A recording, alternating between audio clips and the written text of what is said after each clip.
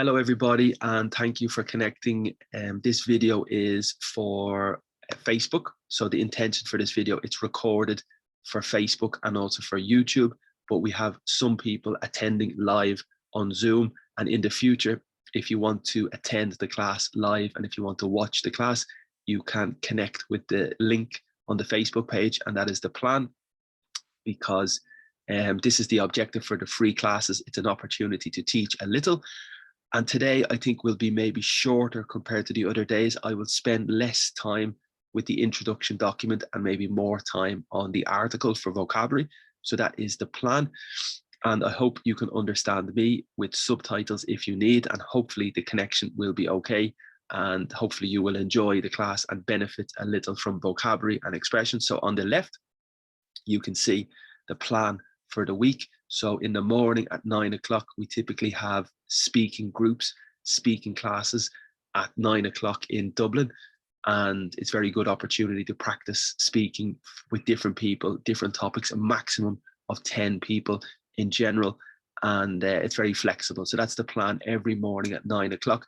Now at 11:15, we begin the free class and to teach some vocabulary, some expressions and some native speaking difficulties that I try to give you some tip and advice. And finally, we have specific webinars also every day at 4 o'clock. And today at 4 o'clock, it's a webinar dedicated to the IELTS exam. So I think we have 3 or 4 people confirmed for the class, and you are welcome to join the webinar if you want. You just send me a message and I can give you the link for the webinar, and that's today at 4 o'clock. Okay, so the plan, as I said here, you can see an introduction document, which I will show you. A lot of you are familiar with this document, but today I will just explain very briefly, and then probably I will continue to the article from the business topic in relation to Netflix. You can see here. So the topic is about Netflix, and the article is in relation to the change in demand for Netflix because the pandemic is maybe decreasing in London, that Netflix is maybe becoming less used. And this is the content of the article. So that is the plan for today. But first, as I said, I want to show you the introduction document. And this document is very, very important every day. It's the base and it's the key of English. So there are 3 sections, as most people know. The first section is use of English, and in use of English, we have different accents, different dialects. Also, phrasal verbs are very particular to English, and I recommend that you study the list of phrasal verbs. They're very, very important, and we use the phrasal verbs all the time. The second area I recommend is idioms, and idioms are like expressions, and we use expressions all the time in conversation, in formal situations, but also in informal situations. They are a big part of English. And also we have conversation is important. So when you are learning English, it's a recommendation that you should try to practice your speaking regularly, of course. And this is the key to try to be familiar with English and to be more confident with English. I think practicing conversation is good. And on the internet, we have a lot of possibilities to practice speaking with different people around the world. So that's really incredible. Pronunciation is difficult sometimes in English, and I try to identify and highlight and explain some difficult words for pronunciation.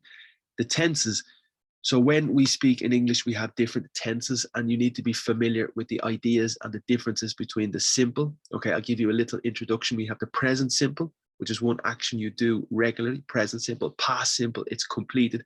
Future simple.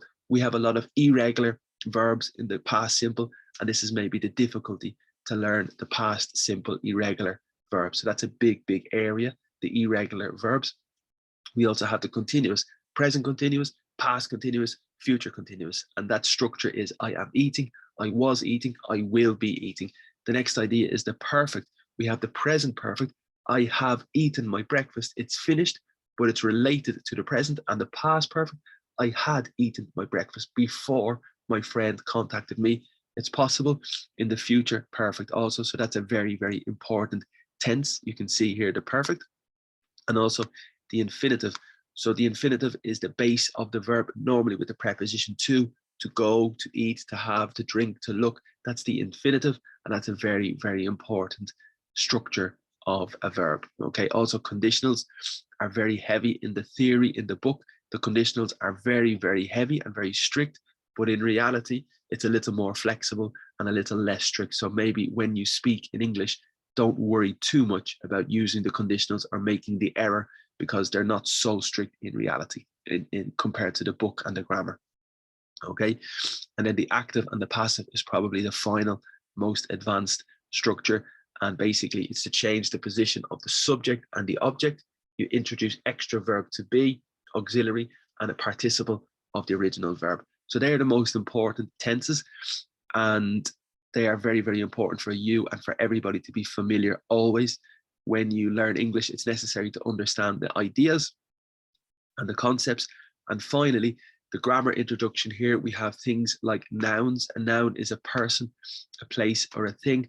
And every noun, you need an article. So in English, we have two articles. We have a and we have the. For example, this is my cup. So it's the cup or it's a cup in general, okay? So that's called the article. And sometimes when the noun begins with a vowel, a, e, I, o, u, we need the article an. It's irregular, but this is the rule when the noun begins with the article. Also the concept of countable and uncountable for the noun. Is it possible to count or is it impossible? For example, water, it's not possible to count. Chocolate, it's not possible to count. We count piece of chocolate, bar of chocolate. So chocolate, it's not possible to count. Water, it's the same. We count 1 liter, 1 glass, 1 bottle. So there are concepts of uncountable nouns and also countable nouns. And this is important in relation to how much and how many. We say how much in relation to uncountable, how much chocolate, how much water, but how many in relation to countable, how many people, how many bottles, how many towns, how many pens. And that's very, very important. Adjectives, basically the function is to describe the noun, and the position of the adjective is before the noun. A red hat, a big glass. So the adjective's function is to describe the noun and the position is before. We also have the concept of the comparative and the superlative. When you compare, this man is tall, but the other man is taller than this man, but the next man is the tallest. So that area is the comparative and the superlative. Also, the adverb is function to describe the verb. For example, drink, walk, talk, eat. That's the verb, and the adverb is maybe quickly, slowly, happily, rapidly. We have a lot of adverbs, and the function of the adverb is to describe the verb, and normally the ending is ly in English. Okay, so that's the adverb. Modal verbs are a very particular group of verbs we use in particular situations. For example, can is for ability. I can play the guitar. I can play the piano. Could, may, and might are for possibilities. I could go to the cinema. I may go to the cinema. I might go to the cinema. They are for possibilities. Shall is formal, and it's the substitution for will in the question. Will you watch the football? Shall you watch the football? It's more formal. Okay, it is important. Should and ought to are for advice and recommendation. So my advice for you, you should watch the movie. You should contact your friend. You ought to contact your friend. So they have the same significance. The pronunciation is a bit difficult because the G is silent, and must and have to are obligations. You must collect the children. You must do the exercise. You have to do the exercise. They are obligations. They are modal verbs, and they're very, very frequent and very common in English and very, very important. Prepositions. We have a lot of prepositions, over 100 prepositions, and basically they are small words we use for direction. For example, speak, I speak to you. I look at the television. So it's very important for direction, also for movement. I run across the road, okay? I enter in the building. So for direction, for movement, and for position. The cup is in my hand, over, below, beside, in front of. So we have a lot of prepositions, and they're very, very important in relation to English. Also, this area is a bit technical. We have possessive adjective, possessive pronoun, and personal or object pronoun. Okay, so the difference between my cup, your cup, his cup, her cup, that's the possessive adjective. The second possibility, the possessive pronoun, the cup is mine, the cup is yours, the cup is his, masculine, the cup is hers, feminine. Very, very important, the detail, and really a frequent confusion when you learn English. And the final example is give the cup to me, give the cup to you, give the cup to him, masculine, give the cup to her, feminine. So it's very, very important. Also, the difference between this, that, these, and those. Also, the difference between another, other, the other, and the others. I will explain, hopefully, during the class. The questions, how to make a question is very important. And I recommend that you are familiar and you try to study making the questions. There are two websites, in my opinion, that are very, very good for grammar. The first website is the British Council for Grammar, and the second website is just the Cambridge website for grammar. They are the two best websites, in my opinion, for learning grammar. They're very clear, they have lots of examples, and they have exercises, so they're very, very good.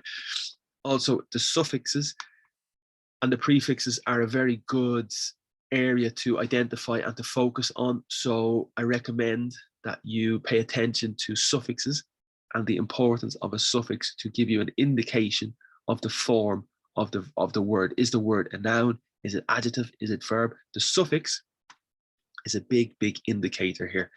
Linkers or conjunctions. We have some simple linkers, simple conjunctions, but we also have some more advanced, more formal, more professional conjunctions and linkers, and you need to be aware and you need to use them appropriately, and that's the key for linkers.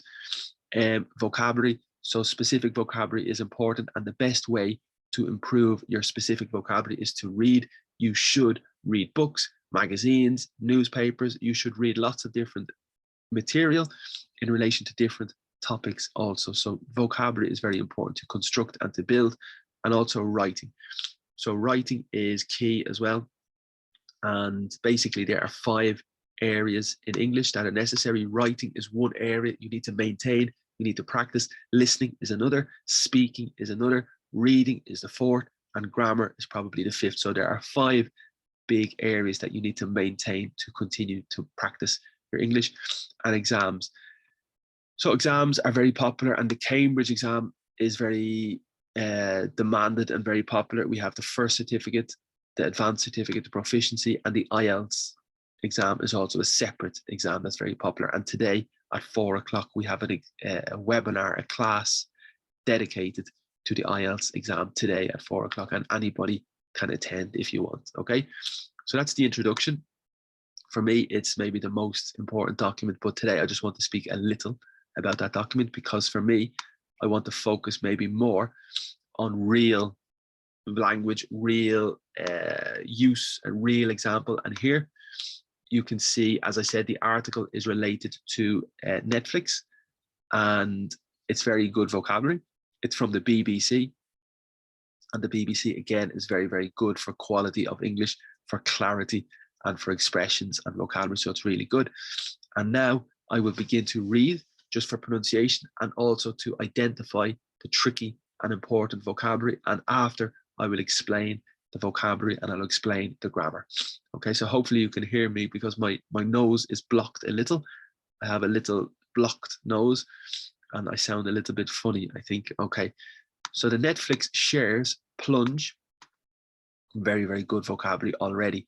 Amid fears coronavirus boom is over. So an excellent title, a very good headline with really, really good vocabulary. So you can see the picture here, and most people are familiar with Netflix. Personally, I don't watch too much of Netflix, and I don't mind, because I know I would watch a lot, but I'm very happy I don't watch too much at the moment.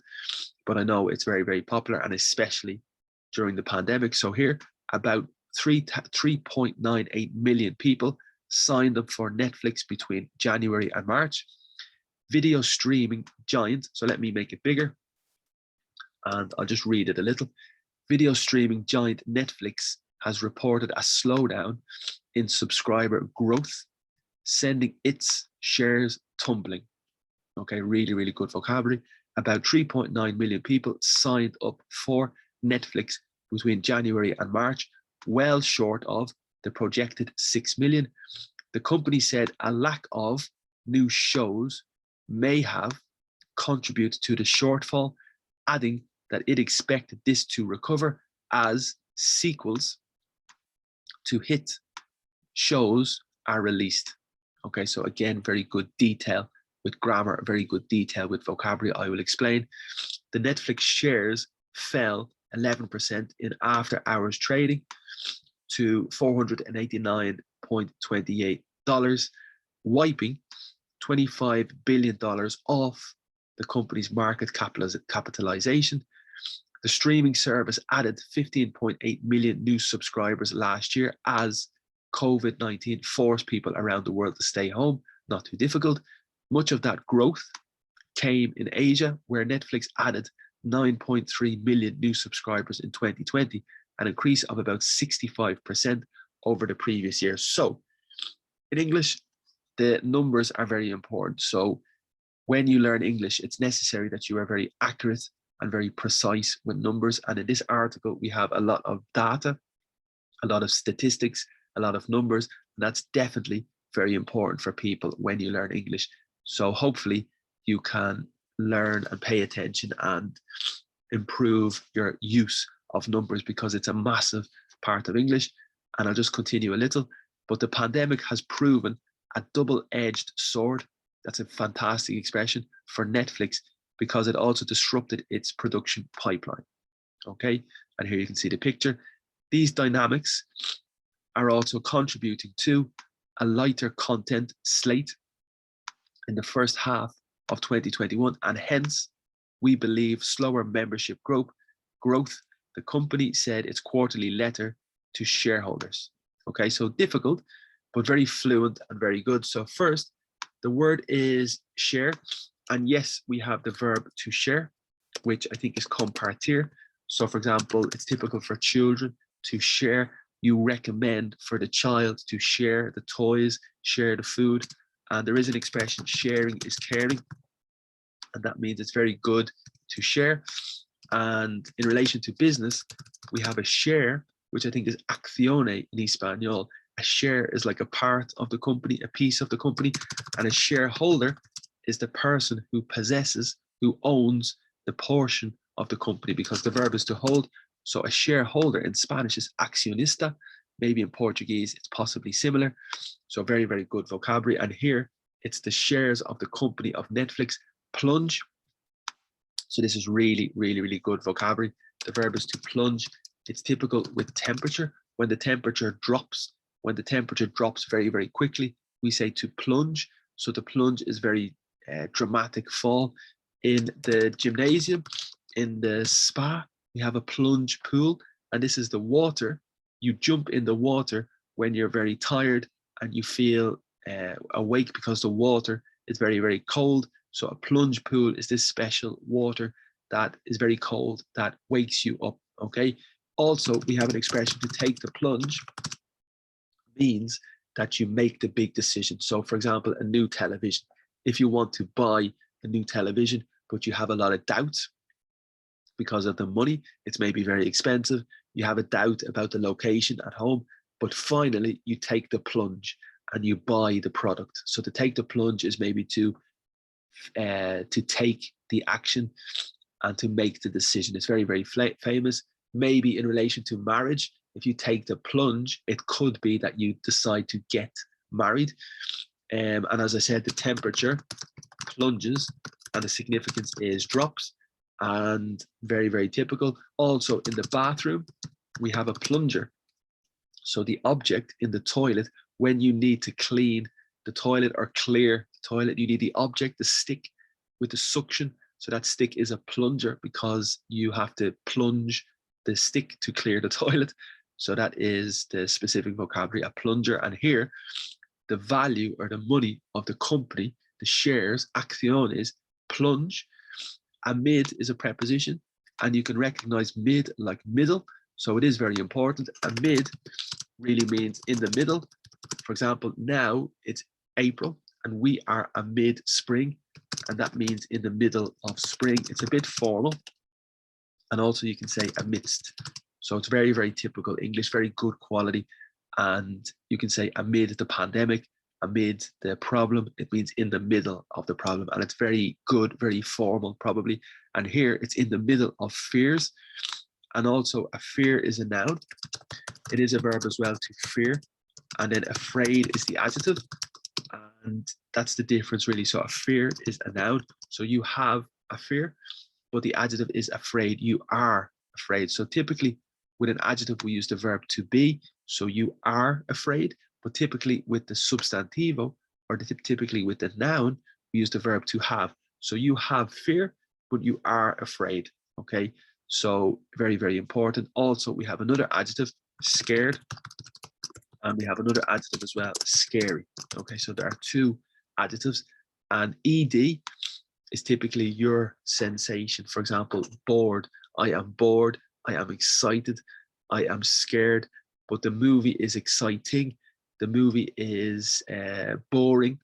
Or the movie is scary. So the difference between your sensation with the adjective and the sensation that you receive from the object. So it's a bit difficult. So there is a difference between scared and scary. And also we have a verb to scare. So maybe the dog scares the cat. So very important detail in relation to these words. Okay, and a boom is very important as well. It's a substantivo, a noun, and the significance is a dramatic increase. So we have a property boom, for example, an economic boom, and that means when the economy grows and the economy is very, very growing a lot, it's a boom. Okay, it could be a noise. So you hear a boom, it's like an explosion. So it's a very important word. It is a verb as well, to boom. Not really typical, but the substantive is more typical, a noun. And here, the significance is it was an increase in Netflix because of the pandemic. So it was a boom. More people are at home watching Netflix. So the increase dramatically. So it's very, very good vocabulary. And over normally is a preposition. So for example, I walk over the road. I walk over the dog. If the dog is in the way, I walk over. So over is for movement. But we also say when the competition starts and finish, the competition is over, it's completed. Or the game on the computer, the game starts, the game finishes, the game is over. So when something is over, it's finished. And here, the significance is it's finished. So the growth, the boom is finished because the pandemic is maybe reducing in England. I think that's the significance. Here, we have a very important word, streaming. Okay, so the verb is to stream. We also have a stream. And a stream is in relation to the river and in relation to water. So the small river, the beginning of the river, the small part of the river at the beginning is the stream. And it's also similar to a river. So the verb to stream is like to flow. So this is the significance with the internet. If you have the football or you have the program and you stream the program, the significance is that you send the signal or the flow of the signal to stream. Okay, and we have a lot of vocabulary. We say mainstream music, and that means the most significant, the most popular music. That's mainstream music. And here we have video streaming. So video streaming is the significance that they send, they transmit the signal in relation to the movie. So that's the significance, video streaming. Giant is important for pronunciation, and the G is a bit difficult. So we say giant, and it just means really, really big. The person is a giant. He's enormous, or he or she is a giant. They are very tall. And then the adjective maybe is gigantic. Okay, so a giant is the person. And we always say a friendly giant as well. So that's famous as well, a friendly giant. But the adjective, as I said, is gigantic. So for example, you have a lot of work, your workload is gigantic. So it's flexible. You can use gigantic. I think it's similar in Latin and Spanish and Portuguese as well. A slow down. So the verb is to slow down. That's the instruction, slow down. It's the verb, but here it's possible the noun. So a slowdown is a period, typical for economics. You have a period, a slowdown, when there's a reduction or a decrease in the productivity or a decrease in sales or a decrease in economic situations. It's a slow down. That's the noun or a substantive. Subscriber is the person. The verb is to subscribe. So you subscribe to Netflix, you subscribe to the company, and the person is a subscriber. Growth is very important because the verb is to grow, crecer, and the substantivo is the growth. Okay, so very important. So the verb is to grow, and the growth is the noun. It's like strong is the adjective, and strength is the noun. So very important spelling, really. That's the point, the difference between the adjective and the spelling. And growth, as I said, is the noun. Okay, so also we have a phrasal verb to grow up, which is very typical in a school, or very typical for children. It's the instruction for the children. They grow up. So they are 10, 11, 12. They grow up physically and mentally, but also it's a metaphor for adults, like a little insult. If you tell an adult to grow up, the significance is to mature or to stop behaving like a child. So you need to grow up, okay? In the company, we normally just say to grow in the company. So probably this is the problem. Grow up is probably only for people, and grow in the company is more typical. So that's the real difference. Grow up is like mature mentality, and grow is more flexible. That's the big difference, okay? The next word that's more important is tumbling. So sending the shares. Remember, the possessive adjective, my bottle, your bottle, his bottle, her bottle, its bottle. So its is the possession adjective for the company, because the company is not masculine, the company is not feminine, it's an object. So when it's the possession of the object, we say its. So for example, Dublin, its buildings are beautiful, its population is very big. So when it's the possession of the object, Dublin, we say its. And here it's the possession of the company, its shares, acciones. So the verb to tumble is very, very good vocabulary. It's typical for children. This action, when the body, you turn the body, that's to tumble. And the noun is a tumble. So it's very popular for children in the park, on the hill, when they roll. Okay, and to do a tumble is this action. And we say in relation to business or prices, the prices is tumbling. So the significance is falling. The price is falling. Okay, so we can say the price is tumbling. Also in the room, this room is like the shed, corbetizo, I think in Espanol. So with the garden and the shed. So in the shed, we have the washing machine and we have a tumble dryer. Okay, so a tumble dryer is the object to dry the machine, the clothes, because it tumbles. Okay, that's the concept. You tumble and you dry. So a tumble dryer is the object that dries the clothes. Also for a glass, you can have a tumbler, which is maybe a glass for whiskey. I think that's the special name. You know, the small glass specifically for whiskey, that's called a tumbler. And just good vocabulary, as I said, typical for children. But here, it's like to drop or to fall or to plunge. So very good vocabulary in relation to drop, to fall dramatically, to tumble is exactly the same. So it's really good vocabulary. It's a synonym and probably advanced. Sign up is a phrasal verb. It's like to register. You sign up for the gym, you sign up for the cinema, you sign up for the club, and it's like to register. And here people sign up for the Netflix, but the verb is to sign, como firmar. The noun maybe is a signature. So like the autograph. So there's a difference between autograph and signature. Signature is maybe for the bank. You need permission, so you give your signature.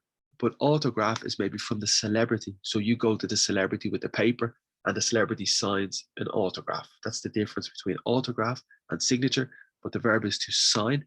We have a different verb that is completely different, to sing. So when you're happy and you are singing, and a song is the noun. So just very important vocabulary in this case. And here, sign up for is to register. Okay. And it's flexible as well. For example, if the relationship and the couple decide to travel from Italy to Ireland, they relocate. And when they arrive in Ireland, the husband says, oof, the weather is terrible.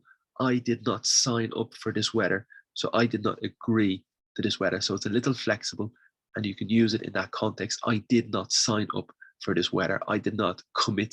I did not agree to have this weather. Okay. Then a little detail here is well short of.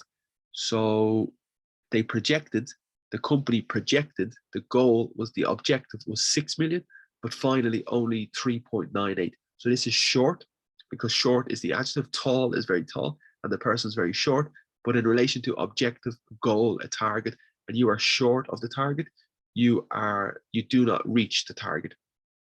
That's the significance of well short of. Okay, so well is like a lot, very short of, really fluent and a little tricky maybe. Also, you can maybe short on information. That means you have very little information. Short, as I said, for the height of the person is very short, and also shorts in your wardrobe, armario. You have the shorts for the swimming pool, shorts for the summer. So just good vocabulary. And also for alcohol, a short is maybe a spirit. Okay, so in alcohol, we say a short is a spirit, and it could be whiskey, vodka. That's a short, a little small drink.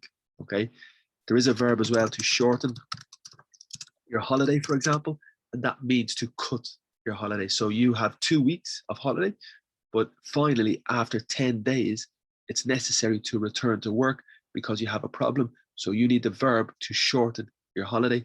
Maybe with the hair, to shorten my hair is to make it shorter. So it's just a flexible adjective. Here we have a lack of. So the company said a lack of new shows. Okay, so the verb is to show, and it's mostrar. I think show your information, show the world. But also in Netflix, a show is like a performance or a series. Okay, so it's similar to a performance, a program, a series. So a show is the name for a series, really.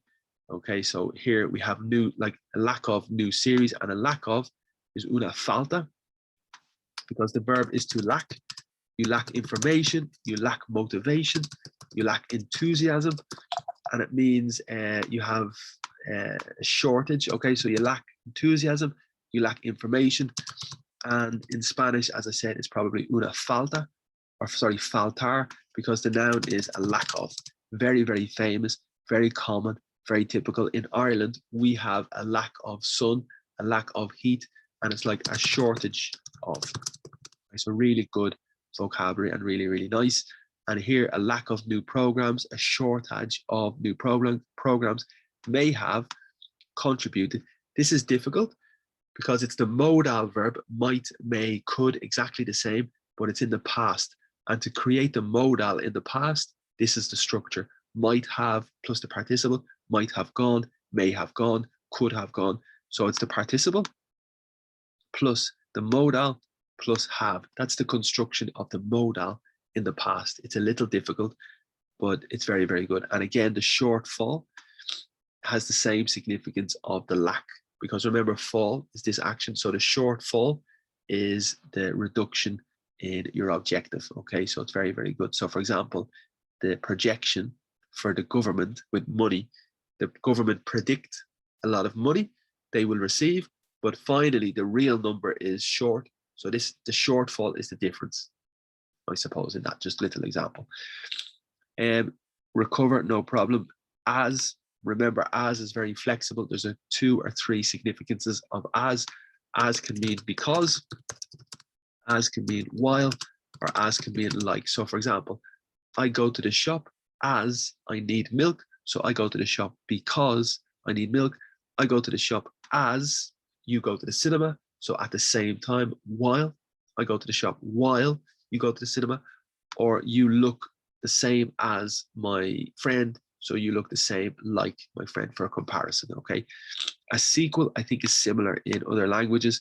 We have the prequel, which is the program before, or the movie before the other movie. That's the prequel. Then you have the sequel, which is the next movie in the trilogy, for example. So you have Batman, Batman 1, Batman 2, Batman 3. So Batman 1 is the prequel, Batman 2 is the movie at the moment, and Batman 3 is the sequel. I suppose that's the context. Okay. Also the adjective, a hit song, hit music is a success. So if something is a hit, it's a big success, like golpear, to hit, and the verb is to release. So we typically say for a new movie, you release the movie. Like to liberate, but it's typical for the context of a movie when they send or publish the new movie to everybody, to the public, to the market.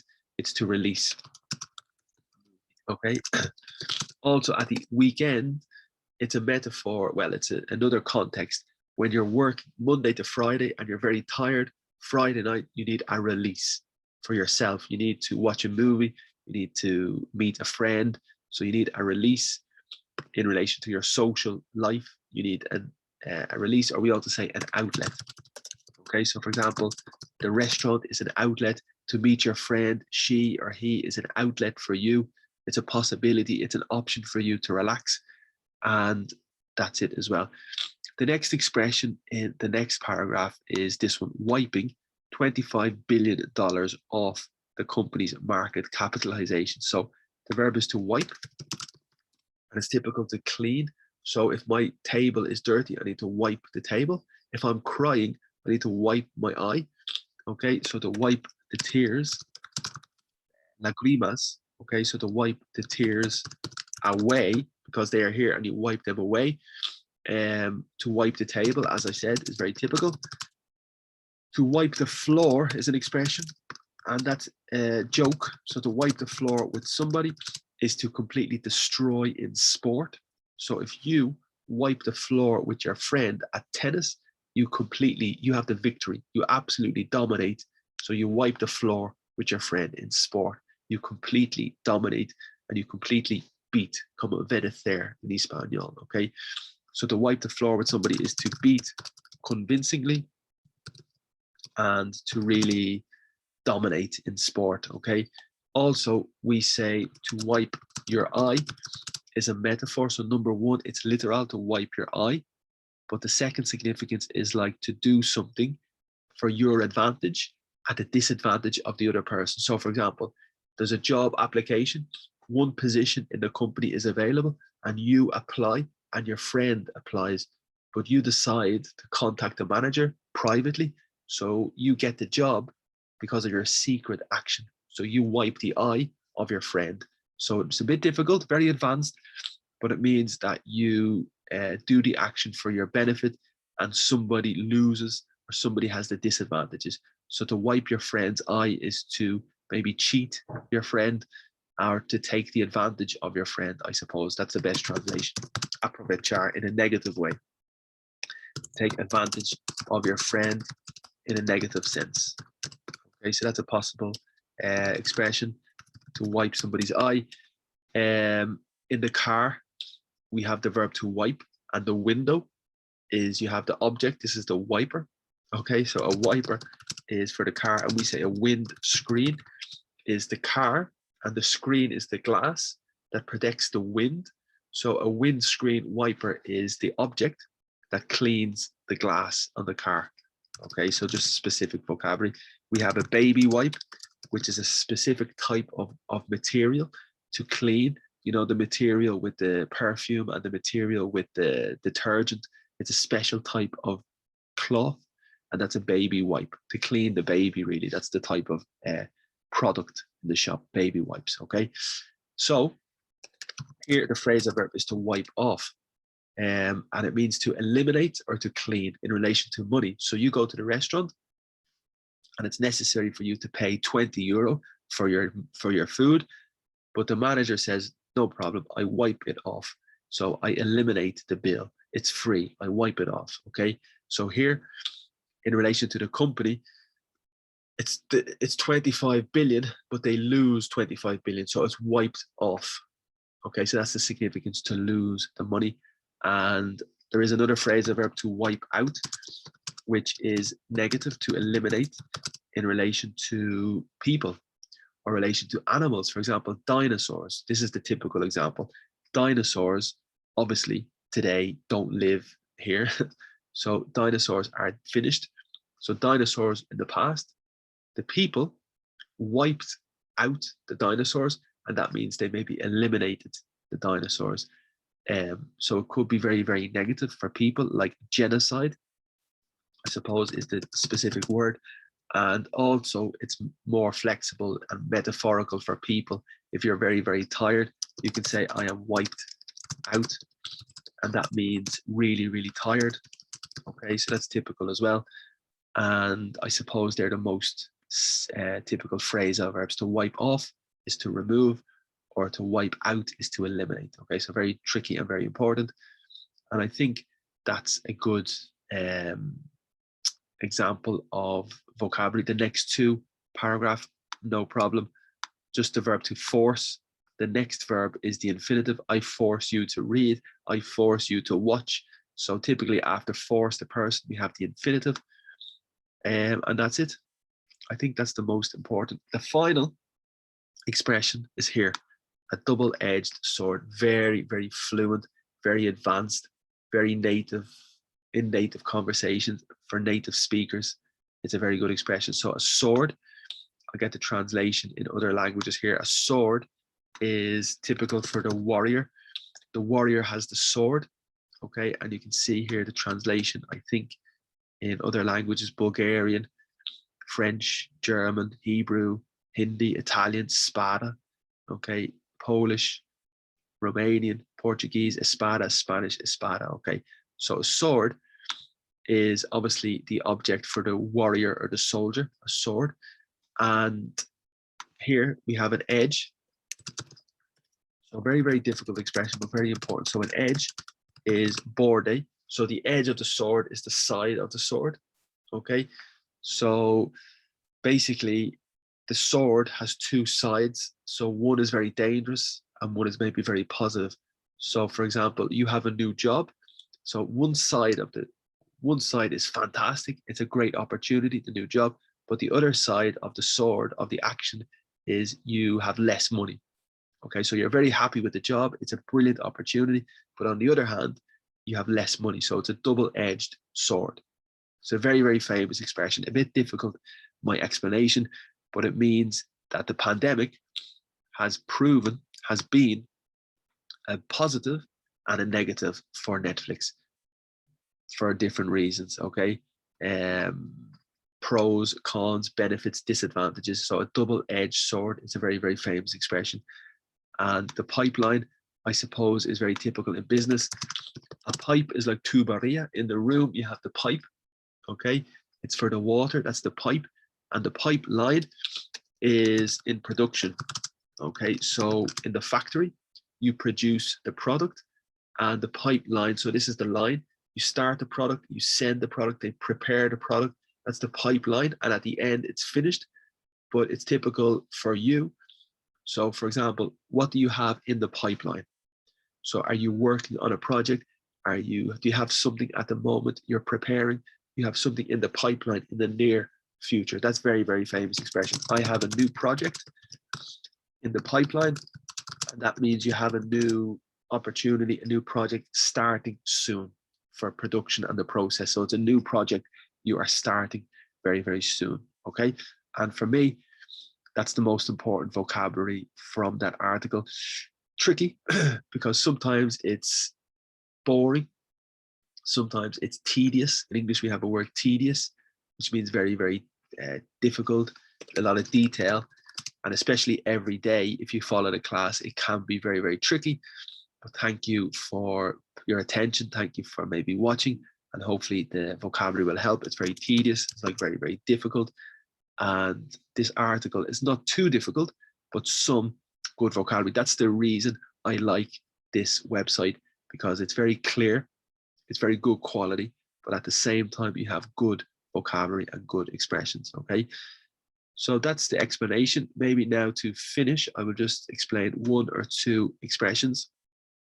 And the last expression yesterday, if you have time on your hands, that means you have a lot of time to kill. You have a lot of free time. You have a lot of time on your hands or in your hands, but typically it's on your hands because it's a surface.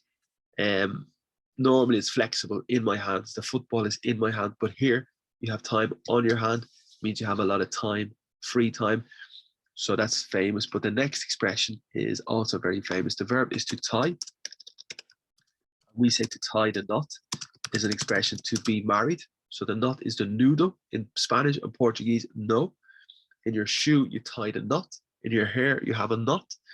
So in your stomach, you can have a knot. I explained on Instagram last week.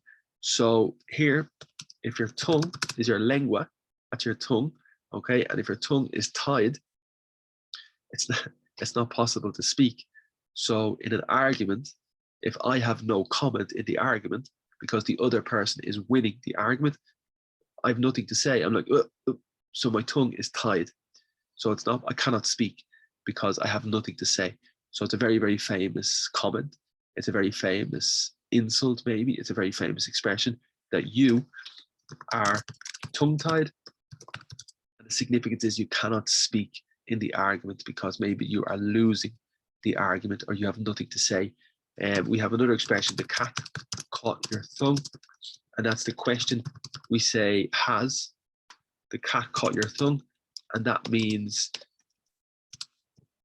maybe the cat robbed your tongue, and that's the reason you cannot speak. So again, in the situations when you say nothing, and it's a bit unusual, but your friend says, has the cat caught your tongue? And that means, what's the explanation? Why can you not speak? So it's a very, very famous expression. And as I said, tongue-tied is very, very similar. It means you cannot really speak because of the conversation, because you have nothing to add, or you are confused, or you are shocked. And a tongue twister is a famous verb as well, because the verb is to twist. I think torcer. For example, you twist your arm, which is another expression. Okay, so twist. His arm is physical, but it's also metaphorical to persuade. So I don't want to go to the party, but my friend convinces me, my friend persuades me, he twists my arm. Okay, so the verb to twist your arm is to persuade or to convince. And a tongue twister is the expression that's very difficult to say. I'll give you one example. She sells seashells on the seashore. So this is very, very difficult to say because you have SH, S, S, all the S's, SH. It's a difficult expression. So this is a tongue twister. So that's a good expression as well, okay? Tongue-tied, as I said. The next one is too many chiefs and not enough Indians. And I think this means you have a lot of maybe bosses, a lot of people with the opinion, but not enough workers. Okay, too many chiefs and not enough Indians. That means you have too many people who think they have the correct opinion. They think they have the correct direction in the conversation, the correct direction in the project, like a manager. So we have excessive managers, but not enough workers to do the job. Okay, so I suppose that's the explanation. Yeah, too many people telling others what to do. We have another expression as well. We say too many chefs spoil the broth. Okay, or spoil. So broth is a very old word for soup, and spoil is arruinar, like to destroy or to ruin. Okay, and also for a child, we say the child is spoiled, como arruinado. So the verb is to spoil, which is very good. So too many is excessive. Destroy the food, because again, you have different opinions, different instructions, and it's a problem. Okay, so that's a famous expression, two famous expressions, and that's it. Okay, so I think that's good vocabulary for today. Again, just little by little every day, I suppose. Hopefully it will help. I hope you will enjoy the rest of your day, and hopefully you can use this class during your day when you're on the bus or when you're traveling or at home. So hopefully you can use this class every day on your mobile phone. That's the plan. And hopefully you can enjoy the vocabulary and you can learn a little. Okay, that's the objective. So on the left, that's the idioms. They're the idioms. And remember, if you want to connect on social media, I have the Instagram account, and recently I'm putting material or quotations or advice for English on the Instagram page, and that's the name @Inglés. The second possibility is the Twitter page, which is very similar compared to the Facebook page, and the third possibility is YouTube with the same content of the free classes. So that's the plan. After this class, I record and I upload to Facebook and I upload to YouTube. Okay, so you're very welcome to join all the channels. This is a free class. I hope that you are enjoying the class. I hope that maybe you can benefit from the class. You can learn a little. If you want to leave me a tip, if you want to leave me a donation to support me, there's 3 possibilities if you want to do this. The first possibility is the bank transfer directly. You can just use the IBAN and you can make a direct transfer if you want. The second possibility is with the application Revolut. So that's a very popular application to transfer money. And if you want to leave me a little tip, you are more than welcome. And the third possibility is the application in Spain, Bizum, and people can make a transfer that way as well. So everything is free. I'm very happy with this opportunity, and hopefully you are happy as well with the opportunity to learn. And hopefully I can continue in this way a little, and hopefully we can continue online. That's the plan. So that's the information. I hope that you have a very good day. And now, during the class, if you want to participate, I know we have a few people, but if you want to ask a question, you are welcome now to speak in the class. But apart from this, I will finish the class and I will upload the video to YouTube. And today I have another class at 4 o'clock related to the IELTS exam. So I think we have 3 people or 4 people confirmed. So everybody is welcome. That's today at 4 o'clock. And tomorrow we continue with the same structure in the morning for the speaking at 9 o'clock, and also other classes as well. So I just see we have a comment here. And thank you, Catherine. Thank you for the comment. That's perfect. And now I go to have some lunch. I'm working in the garden. We're putting some new grass in the garden. That's my plan for the day. And maybe painting the wall as well. So we have some housework to do, the garden and the wall to paint, and also to eat some food because I'm a little hungry. So thank you very much, everybody. Have a very good day, and talk to you soon, hopefully. Bye-bye.